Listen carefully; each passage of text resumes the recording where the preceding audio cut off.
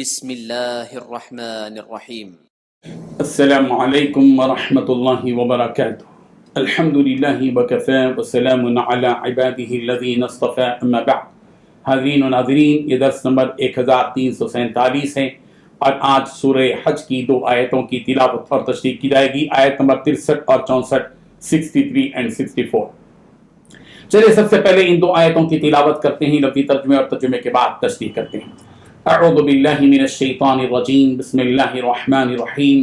ألم تر أن الله أنزل من السماء ماء فتصبح الأرض مخضرة إن الله لطيف خبير له ما في السماوات وما في الأرض وإن الله لهو الغني الحميد صدق الله العظيم۔ لفظی ترجمہ یوں ہے، الم ترا، کیا آپ نے نہیں دیکھا، ان اللہ کے بے شک اللہ ہی نے انزلہ نازل کیا ہے، من السماء ماء، آسمان سے پانی، فتصبح، پھر ہو جاتی ہے اس سے الارض، زمین، مخضرہ، سرسبز و شاداب، ان اللہ، بے شک اللہ، لطیف، نہایت باریک بھی ہے، خبیر، بہت باخبر ہے، لہو، اسی کے لیے ہے، ما فی السماوات، جو کچھ آسمانوں میں ہے، وما، اور جو کچھ کے فی الارض، زمین میں ہے، ان اللہ، بے شک اللہ، لہو الغنی، البتہ وہی بہت بے پرواہ، بے نیاز ہے، الحمید، قابل تعریف ہے۔ ترجمہ یوں ہے، کیا تم نے نہیں دیکھا کہ اللہ نے آسمان سے پانی اتارا جس سے زمین سرسبز و شاداب ہو جاتی ہے۔ حقیقت یہ ہے کہ اللہ بڑا مہربان، ہر بات سے باخبر ہے، جو کچھ آسمانوں میں ہے اور جو کچھ زمین میں ہے سب اسی کا ہے، اور یقین رکھو کہ اللہ ہی وہ ذات ہے جو سب سے بے نیاز ہے، بذات خود قابل تعریف ہے۔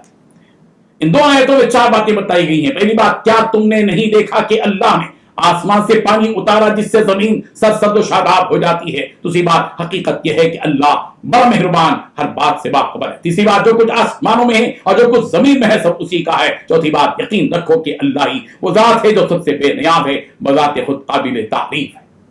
بزرگان محترم، چونکہ برسات کے موسم میں روزانہ ہی بارش ہوتی ہے، اس لیے ہمیں بارش ایک معمولی سی چیز محسوس ہوتی ہے، ورنہ اگر ایک انسان برسات کے اس آفاقی مفید ترین نظام پر غور کرے تو اس کے پیچھے جو ربانی قوت و طاقت کام کر رہی ہے اس کا اندازہ ضرور ہوگا۔ فضاؤں کی بلندیوں پر پہاڑ نما بادلوں کا وجود، اور ان بادلوں کا ایک علاقے سے دوسرے علاقے تک کا سفر، اور ان بادلوں سے موسلادھار یا رم جھم بارش کا برسنا قدرت کی ایک بڑی نشانی ہے۔ اگر باقی انسان برسات کے اس نظام پر غور کرے، بارش کے نازل ہونے کے اس سسٹم پر غور کرے، تو ظاہر بات ہے کہ انسان اپنے پروردگار کی حقیقت کو سمجھ پائے گا۔ حقیقت یہ ہے کہ انسان بارش کے صرف قطرات پر نظر رکھتا ہے، اس کی وسیع و عریض نظام اور سسٹم پر غور و فکر نہیں کرتا۔ اللہ تبارک و تعالیٰ قدرت کی اسی نشانی کی طرف اپنے بندوں کو متوجہ کر رہے ہیں کہ الم تر ان اللہ انزل من السماء ماء، کیا تم نے نہیں دیکھا کہ اللہ نے آسمان سے پانی اتارا، فتصبح الارض مخضرہ، کہ جس پانی کے اترنے کی وجہ سے زمین سرسبز و شاداب ہو جاتی ہے۔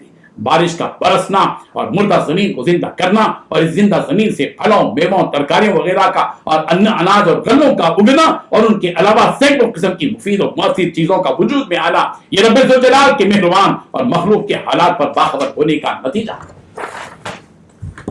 سورۃ البقرہ کی آیت نمبر 164 میں آسمان و زمین اور دن و رات کی تبدیلی وغیرہ کو جس طرح عقل مندوں کے لیے نشانی قرار دیا گیا ہے، وہیں بارش اور بادل کو بھی قدرت کی نشانی قرار دیا گیا ہے۔ ان فی خلق السماوات والارض واختلاف اللیل والنہار الی آخر آیت۔